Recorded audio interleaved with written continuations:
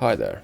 This is an intermediate tutorial on modeling a watch as a cinematic accessory or prop. The goal here is to keep this model at a medium to low poly count without sacrificing realism in a cinematic render, and get a solid result efficiently.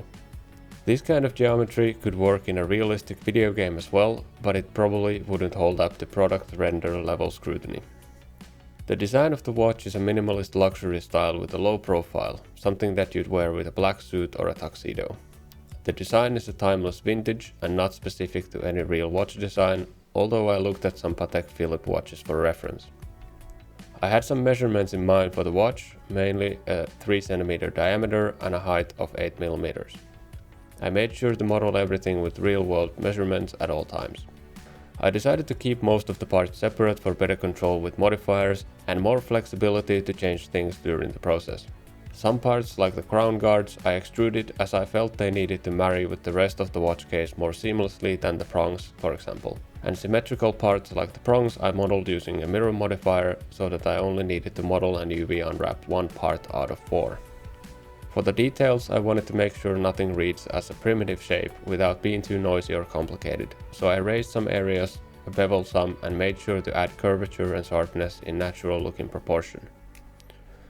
All of the details, hands, center pin, hour markers, crown, and so on originate from real-world millimeter scaling, and I tried to keep everything from becoming too thin and estimated the thinnest parts to be around 0.1 mm at the lowest.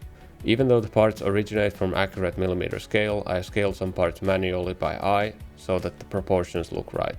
I reused as much geometry as possible so the hour markers are instance copies, and I kept the origin at the center of the watch so I could just rotate them in place.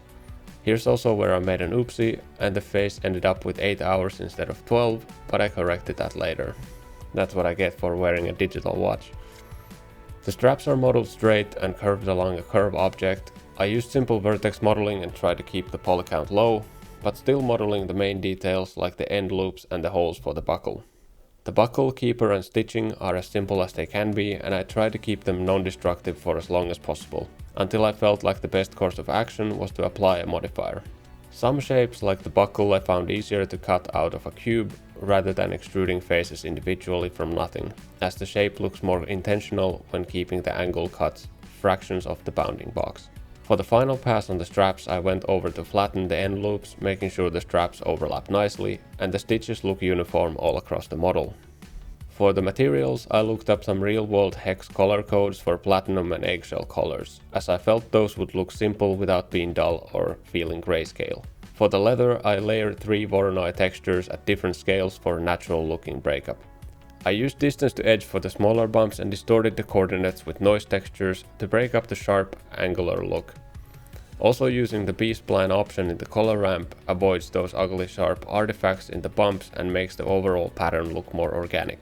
I added surface breakup for the materials using some of the existing nodes, plugged the bump and roughness and dialed the values way down to keep everything realistic. I also added dirt by using the same maps and ambient occlusion and another layer of bump to the straps along the stitching for more subtle detail.